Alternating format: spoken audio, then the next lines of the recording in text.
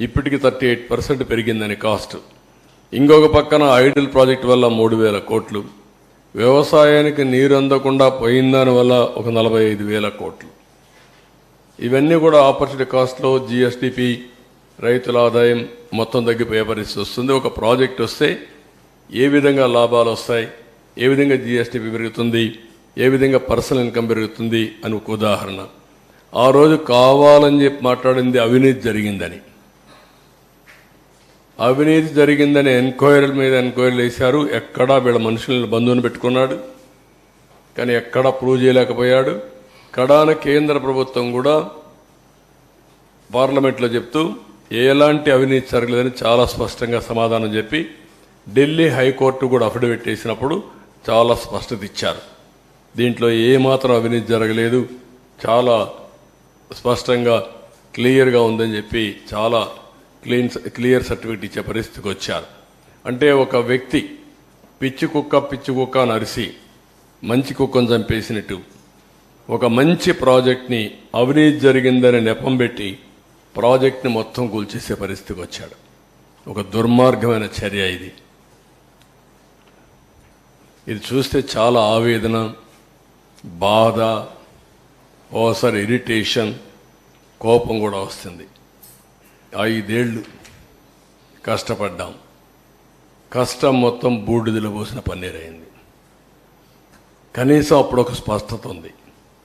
ప్రాజెక్టుకి ఇవి చేయాలి, ఈ కోర్టులో ఇది వెకేట్ చేయించాలి, ఈ ఇంజనీర్లు రికమెండేషన్ ఇచ్చారు, ఈ రికమెండేషన్ ప్రకారం ఫౌండేషన్ వేయాలి, ఓకే ఈ కాంట్రాక్ట్ సరిగా లేడు, ఆ కాంట్రాక్ట్ డబ్బులు ఇవ్వాలి, డయాఫామ్ వాల్ కట్టినప్పుడు కాంట్రాక్టర్కి డబ్బులు ఇవ్వలేదని ఆ డయాఫామ్ వాల్ అతనికి నాకు ఫిర్యాదులు వస్తే క్యాబినెట్లో కూడా చర్చించి ఆయనకు ఆ వర్క్కి ఎంత ఇవ్వాలనో ఈ కాంట్రాక్టర్కి ఇవ్వకుండా నేరుగా అతనికే ఇచ్చి 2 సీజన్లో పూర్తి చేయించాం. అలాంటి నిర్ణయాలు చాలా చేశాం. ఈరోజు అవన్నీ తలుచుకుంటే బాధేస్తుంది, గుండె తరక్కపోతుంది. రాష్ట్రానికి జరిగిన అన్యాయం, దుర్మార్గమైన చర్య, నీతిమాలిన చర్య. దాంతో ఇప్పుడు ఏం చేయాలి?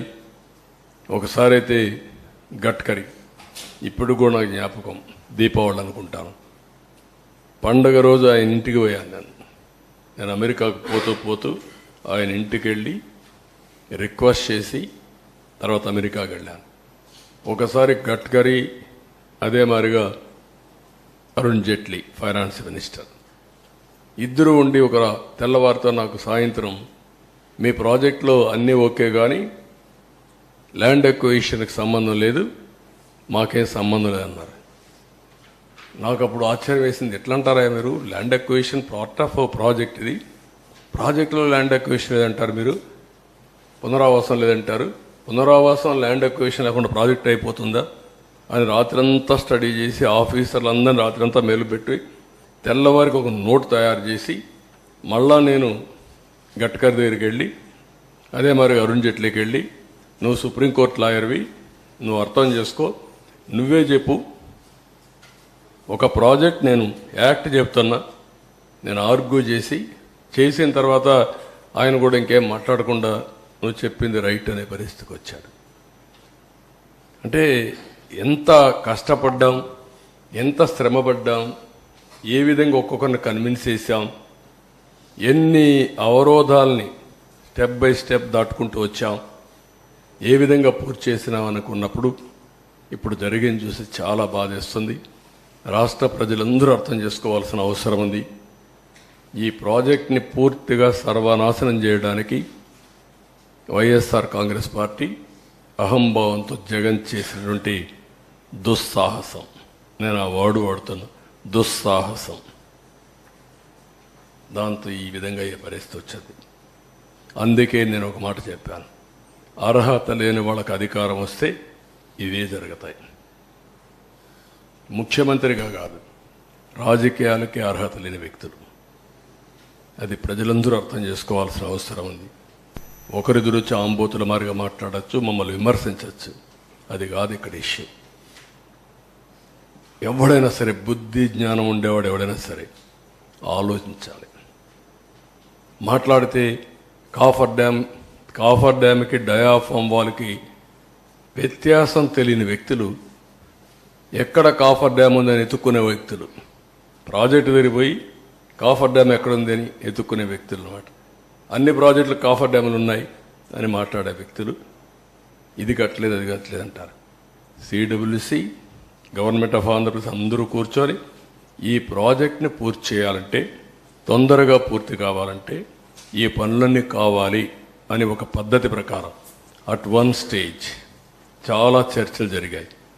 అసలు కాఫర్ డ్యామ్ అవసరమా లేదా, కాఫర్ డ్యామ్ లేకుండా ప్రాజెక్టు కట్టగలుగుతామా అని కూడా చర్చలు జరిగాయి. కాదు, సేఫ్టీ ఉంది, ప్రాబ్లమ్స్ ఉన్నాయి, కాఫర్ డ్యామ్ కూడా పర్మనెంట్ కాదు. కాఫర్ డ్యామ్ 2 ఏళ్ళలో 3 ఏళ్ళలో ఉంటుంది. వాటర్ డైవర్షన్కే కాఫర్ డ్యామ్. ఆ డైవర్షన్ ఒక 2 ఏళ్ళలో అది కూడా వీక్ అవుతుంది. తర్వాత అది కూడా దాని లైఫ్ కూడా ఒక 4-5 ఎన్నేళ్ళు అండి ఇది? 3 years 4 years?